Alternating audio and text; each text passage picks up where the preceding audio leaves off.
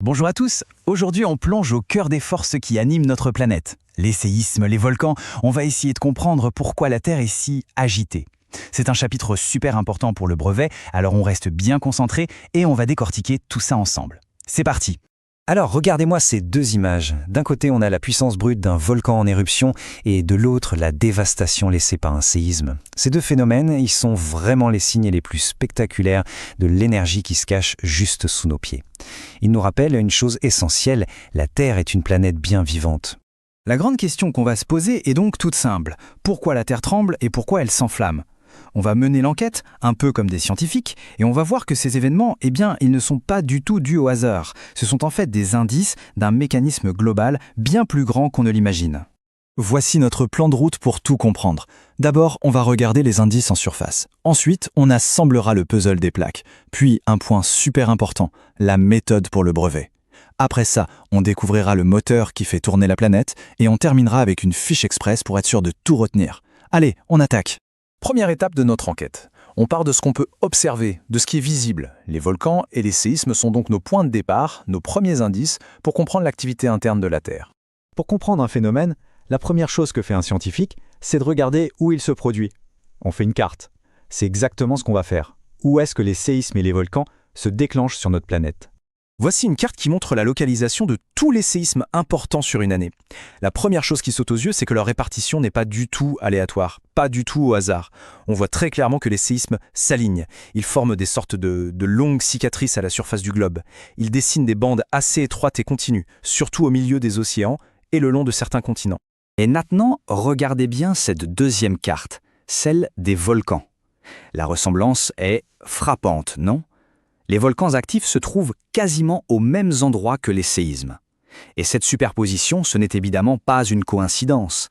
C'est la preuve que ces deux phénomènes ont une origine commune. Et voilà la solution de notre énigme.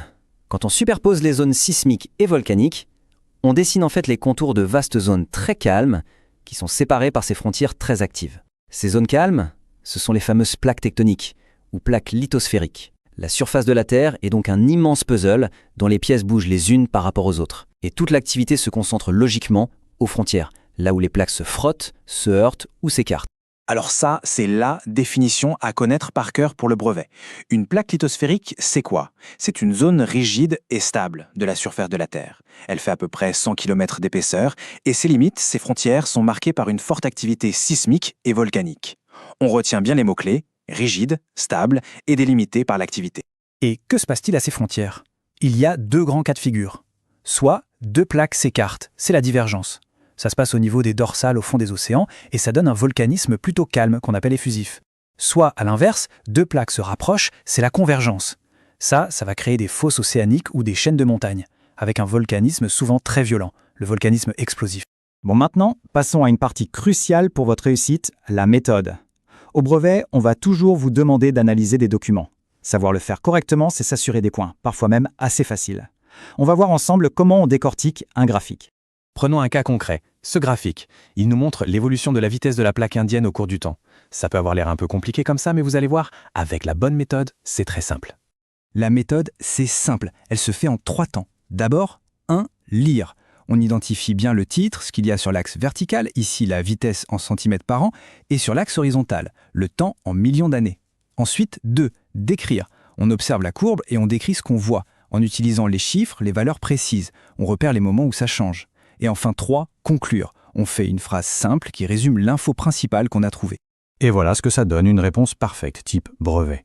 Pendant 120 millions d'années, la vitesse de la plaque indienne est constante à 20 cm/an.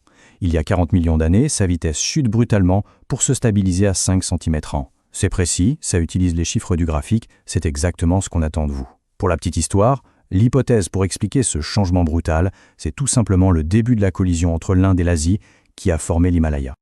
Ok, on sait maintenant que les plaques bougent, on sait ce qui se passe à leurs frontières, mais la grande question reste, quelle est la force capable de déplacer des morceaux de lithosphère de plusieurs milliers de kilomètres? En gros, quel est le moteur de la planète? Cette carte est un indice crucial. Elle montre la chaleur qui s'échappe de la Terre. Les zones en rouge, ce sont les zones les plus chaudes. Et qu'est-ce qu'on remarque? Elles correspondent parfaitement aux dorsales océaniques, là où les plaques s'écartent. Le moteur est donc bien lié à la chaleur interne de notre planète. Et cette chaleur, elle se propage grâce à un mécanisme qui s'appelle la convection. C'est un principe tout bête qu'on voit tous les jours, par exemple dans une casserole d'eau qui chauffe. Le matériel chaud, en bas, est plus léger, moins dense, donc il monte. Arrivé en surface, il se refroidit, il devient plus lourd, plus dense, et il replonge. C'est une boucle, un cycle perpétuel. Et cette diapo illustre ça parfaitement. Regardez, à gauche, l'expérience de labo. Le liquide rouge, chauffé, monte, puis redescend en refroidissant. Et bien à droite, c'est exactement la même chose, mais à l'échelle de la planète Terre. Les roches du manteau, chauffées en profondeur, remontent très lentement sous les dorsales, puis replongent au niveau des fosses. Et ce sont ces mouvements lents, mais incroyablement puissants, qui entraînent les plaques lithosphériques à la surface, un peu comme un gigantesque tapis roulant. Allez, dernière ligne droite. On passe en mode révision intensive avec la fiche brevet express. C'est le moment de vérifier que toutes les idées sont bien en place dans votre tête. On fixe le vocabulaire essentiel. Ces 5 mots, c'est la base. La lithosphère, c'est la plaque rigide en surface. Juste en dessous, la sténosphère, qui est plus molle et sur laquelle ça glisse. Aux frontières, on a la dorsale, là où ça s'écarte, et la fosse océanique, là où ça plonge. Et le moteur de tout ça, c'est la convection. Si vous maîtrisez ces 5 mots, vous avez déjà fait une grosse partie du travail. Ce schéma, c'est le document le plus important de tout le chapitre. Il résume absolument tout. Les plaques, la divergence au niveau des dorsales, la convergence au niveau des fosses, le volcanisme qui va avec et les mouvements de convection en dessous. Il faut être capable de le comprendre, de l'expliquer et, idéalement, de le refaire de tête. Attention aux erreurs classiques, celles qu'on voit souvent dans les copies. On ne dit pas « les continents dérivent », on dit « les plaques lithosphériques se déplacent ». La nuance est importante parce qu'une plaque peut contenir à la fois un continent et de l'océan. De même, les plaques ne créent pas les volcans, le volcanisme est une conséquence des mouvements à leurs frontières. La précision du vocabulaire, c'est ça qui fait la différence au brevet. Un dernier petit conseil pour le jour J, quand vous parlez d'une frontière de plaque, ayez le réflexe de toujours associer le type de mouvement au type de volcanisme. Divergence, ça rime avec dorsale et volcanisme effusif. Convergence, ça rime avec fosse et volcanisme explosif. C'est un lien logique qui montre à votre correcteur que vous avez vraiment tout compris. Voilà, notre enquête est terminée. On a compris que la surface de la Terre est un puzzle de plaques en mouvement et que ce mouvement est dû à la chaleur interne de la planète. Mais cette connaissance, elle soulève une nouvelle question tout aussi importante. Maintenant qu'on comprend l'origine de ces risques naturels, comment est-ce qu'on peut vivre avec et s'en protéger? Mais ça, ce sera le sujet d'un prochain chapitre. Merci pour votre attention et bonne révision.